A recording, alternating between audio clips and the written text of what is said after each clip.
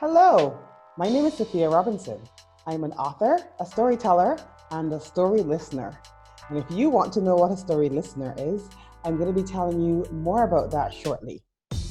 I'm also a coach and a blogger. I'm really passionate about telling my own story, listening to the stories of others, and encouraging everyone to tell their stories.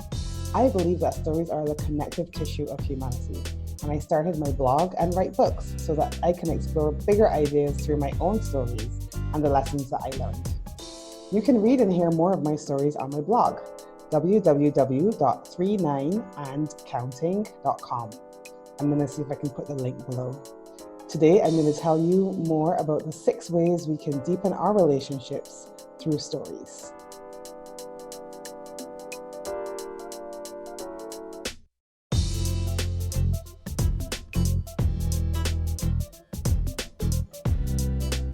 Tell me a story.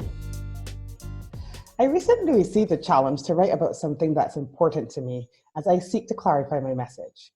I honestly feel as if I have a bigger message to share, and I wanted some clarity around it. In talking with the person who threw out the challenge, I shared about the topic and she challenged me to write about it. It is about something I call the gap, and of course, I will start with a story. A few years ago, I was attending a conference and I ran into one of the speakers outside who needed an emergency appointment to have her nails repaired before her all-day presentation the following day. She was striking, petite and slim with huge blonde curls framing her face. I booked her in with my own esthetician and she hurried over to have her nails done. Later on, she wanted to thank me and she invited me for lunch. I was hesitant to go. In truth, I didn't think we would have anything to discuss. At first glance, we seemed to be polar opposites.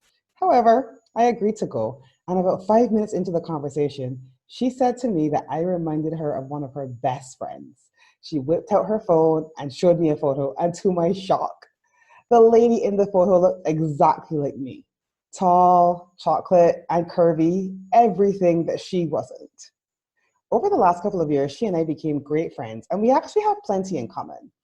That experience showed me that I still fall prey to something that I think many of us experience in various areas of our lives: separating ourselves from others, seeing our differences rather than remembering our similarities, and creating a gap. The example that I gave shows how I made a judgment based on physical appearance, where she lived, where she was from. But I realized that all of us do this in many situations. And this brings to light something that plagues us at some point. Often, we feel as if we don't truly understand those who aren't like us or who we perceive are not like us. And why do we believe that they're not like us?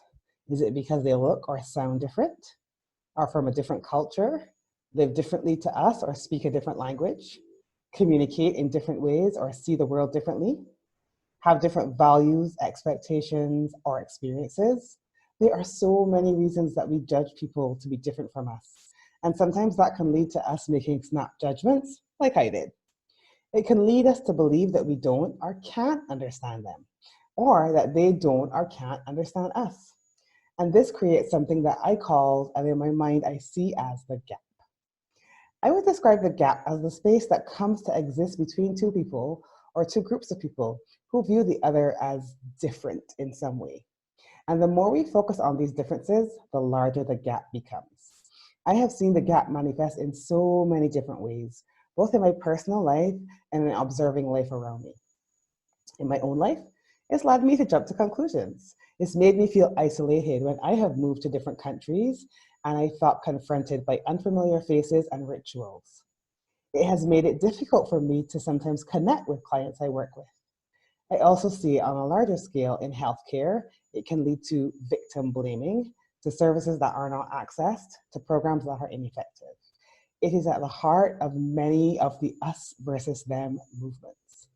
And it can lead to us truly not seeing those around us and not feeling seen by those who we interact with. Even though we judge people to be different based on the facts that I mentioned earlier, are they really that different? How would we think and act if we believed that those we perceived as other were exactly like us, having the same need for love, community, connection, and belonging that we have, the same desires, dreams, and goals, the same joys and sorrows? Would we begin to truly see those around us? Could we begin to close the gaps everywhere? I feel like bridging the gap is about more than realizing that, to paraphrase, when someone is cut, they bleed the same as us. It is about more than theories of equality and rights.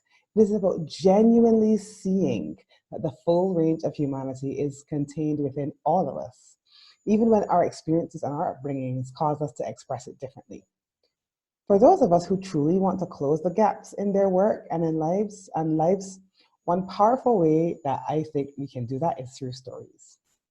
These days, we hear a lot about the power of storytelling, and especially professionals such as coaches, we're taught about using it to connect with our ideal client base and amplify our business. And I believe that one of the reasons that stories are so powerful is because they have the ability to bridge that gap, bring us closer together, and draw our attention away from our perceived differences and towards the things we have in common. So for me, I think not only about the art of storytelling, but also the art of story listening. When we talk about the art of storytelling, we talk about being open, sharing our mistakes as well as our triumphs, and reaching out with our stories and through our stories. With story listening, we also need to be open and willing to learn, even when the story is not told in the manner that we would tell ours. So how can we use stories to build those bridges? Here are 6 ways that I have found to use the art of storytelling and story listening to bridge the gap. Number 1, believe. I think that the first part of this process is to start to believe that these gaps, if they exist at all, can be smaller than we perceive them to be. We need to believe that we already have a lot in common with the other person or people, especially the most important parts of us: love, connection, and belonging, to give a few examples. We need to believe that we can learn something from that person, from the interaction, something about them, and something about ourselves, or something about the world around us. And I think this is a critical first step in the process. Number 2, listen. Using our belief as a foundation, we need to listen with openness and curiosity. I spoke about belief in the point above, and if there's one thing I learned from my favorite 4-year-old nephew, who is now 5, by the way, is that I can learn from anyone, big or small, no matter what my knowledge or skill level is. Listen for the things that bring you together. Stay present in the conversation. This can be difficult to do, something I learn daily in my conversations, but try to be intentional about staying very present when someone else is telling their story. Look. When you go to new places, look for the cultural experiences and rituals born out of common love for one another and connection. Some time ago, I wrote a blog post about a cup of tea. It is about the experience I had when I moved to England. Coming from Barbados, where people pass you on the street and often say, "Good morning," or they greet you, I felt a bit lonely when I first got there, and I really felt a gap between myself and the people around me. I hardly saw a face that looked like mine. I never heard a voice that sounded like mine, and I missed the rituals of home. But I was soon able to discover that the very British way of offering a cup of tea, and I came to see that as a moment to offer kindness or a greeting and to make space for a connection. Once I saw this, I began to look for this in other places I traveled. Instead of looking for what was familiar to me, I began to look for what could bring us together. And I found I almost never felt that isolation when I traveled, even when I did not speak the language or have the cultural commonality. I learned that these rituals can also tell the stories of a place and of the people in that place. And it reduced my impulse to impose my values with judgment. From this space, I have almost always been able to find someone that I can ask questions with genuine curiosity and further expand my understanding of that place and a sense of belonging through the stories of the people. Number 4, be vulnerable. When we share our stories with vulnerability, it makes others feel as if they can also share theirs. We need to share openly, hold space, and keep confidences in these situations. And this will go a long way to increasing our ability to share stories. Number 5, feel. Be open to feeling connected with people through their stories. Most of our communication is nonverbal, so remember that stories aren't only about facts, but about how connected we feel as a result. Feel compassion over pity. I have found that when I feel pity, it is often feeling sorry for someone, and that's an imposition of my judgment on the person not living up to a personal standard that I hold.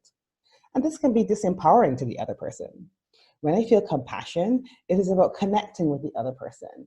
And it means that if I am advocating for them, I do so from a place of showing their humanity to others rather than attempting to expose what I feel is a deficit or a weakness. Last but not least, number 6, remember. Remember that as people, we often make our choices from the same place. Remember that we all have the same basic humanity driving each of us at our very core. And while that may get overlaid by our experiences and culture, meaning that the same underlying motivation may lead us to take different actions, we need to remember that we do have that same underlying motivation.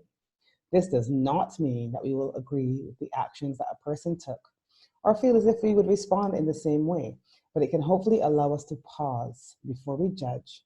And in that pause, we can start to see the bridge that connects us.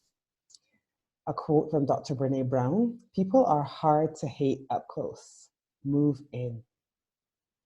Storytelling and story listening allows us to truly see and be seen.